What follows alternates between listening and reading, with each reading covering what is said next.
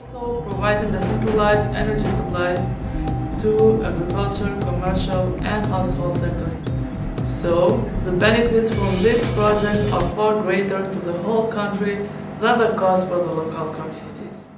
On what basis was the project developed, and what are actually the benefits of it? First, as these projects will generate non-polluting energy and lowering carbon emissions, it will help us in gaining carbon credits, which could be sold on the carbon trading market. It is estimated that by 2010, our trading in carbon credits would reach $100 billion, which is a significant amount of money for our economy when knowing that India needs to feed its 100 billion population. Second, the Bilangana hydropower project fulfills the criteria of sustainable development required for CDM projects. In my understanding, for some kind of carbon credits that doesn't relate at all with the community life, we can destroy their life, we can displace them. So, for the lesson that we are telling is that for greater good, we can sacrifice some. Your Honor, I don't have any further question. Thank you. Thank you. Your Honor, I'd like a comment on this. Alright, but make sure this will be your final comment. Regarding the concerns of the local community for its displacement, we understand their concerns and we will consider the displacement the last thing to do in this process.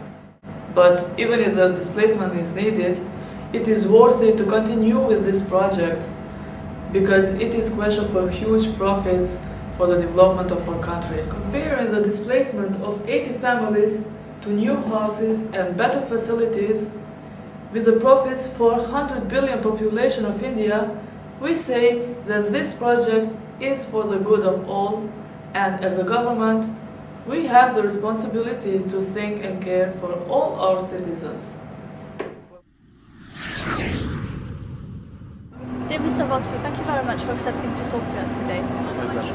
We saw that a month ago the G20 summit was held here in London, and there were a lot of protest and media attention onto the carbon emission trading scheme. Now the scheme is brought to the spotlight again with the Bilangaya trial. This trial really raises the issue of emission trading. Can you just explain a little bit more about it to us? Well, if you look back in Kyoto, the European Union has agreed as its commitment to reduce the overall level of greenhouse gases by 8% between the 1990s and 2008 and 2012 respectively. To achieve this goal, in 2005, European Union has introduced its own emission trading scheme, which is the largest market in emission allowances in the world. The system is called Cap and Trade System, which is a control program that limits the total emissions within European Union. So this is basically companies that produce more than its allowances can buy carbon credits from the companies that are emitting less than their allowances. This is all very well, but we've seen the harm caused to the small community of this village of Sarona in India. The company who started with a project of a hydropower plant, they built this project under the clean development mechanism to be able to gain carbon emission credits. Clearly there is a moral and deontological problem here. How can we say that this project is sustainable if it's harming the community at the same time? One of the greatest deontological issue is the respect to everyone. Here we can't really say that this project is respecting everybody, can we? Well, even though the concept of CO2 emission trading raises some moral questions, it can be defended on the basis of rationality. This is kind of utilitarian approach because it is based on cost-benefit analysis. In this case, all actors involved gain benefit because on the one hand, businesses have flexibility in how they will approach on their reduction targets, and businesses are also awarded if they emit less than their allocation. Since they will be able to sell their excess of emissions, and in this way they gain financial outcomes for being environmentally friendly. On the other hand, environmental outcome is still achievable because, as mentioned earlier, this is determined by the overall cap on emissions, which sets the limit on the number of allowances which are allocated. Common against emission trading that we hear is that it's diverting from its main purpose, which is to reduce the greenhouse gases emissions in the atmosphere. Right now, the price of carbon is so low that the companies don't have an incentive to invest in greener and renewable energies and new technologies.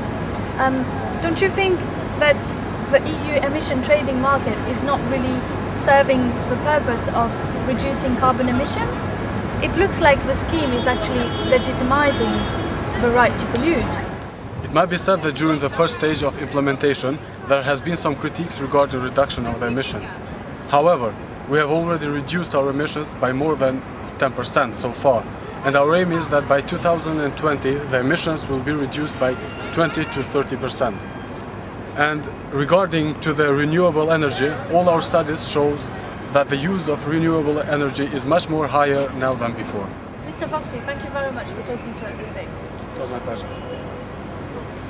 As we've seen, the Kyoto Protocol raises a few issues. It started as a mean to combat climate change, but the agreements really raises ethical issues. The first and obvious one is the trade-off between working towards the well-being of our planet and our environment and the well-being of small communities along the way. The second important point is the individualism of certain countries. The Kyoto Protocol sets emission caps for the countries that sign the agreement, but what real incentive do the countries have to reduce their emissions? We've seen in the news this week that the UK is one of the countries that agreed to the highest carbon reductions, and as from next year, the UK's government is going to implement a carbon reduction commitment. We're going to reduce our emissions below the cap that is allowed to us by the Kyoto Protocol, and that would actually mean that another country would be able to pollute more and just buy carbon credits from the UK. It can be a cynical approach, but what if some big polluters like China, for example, follow an ethical egoism policy? They can decide that they want to pursue business as usual, carry on polluting, and then they can just buy their carbon credits elsewhere. What if they do not want to sacrifice their own development and happiness for the greater good? In that case, why should we be sacrificing ours? Thank you very much for watching us today. काय आज आगला तर काय कांडला राजा मोता को English सरकार राज चाललो अगलो राज काय साजे है 6 महीने रास्ते राज साजे दा है तेना राजा ना मोलम काय नहीं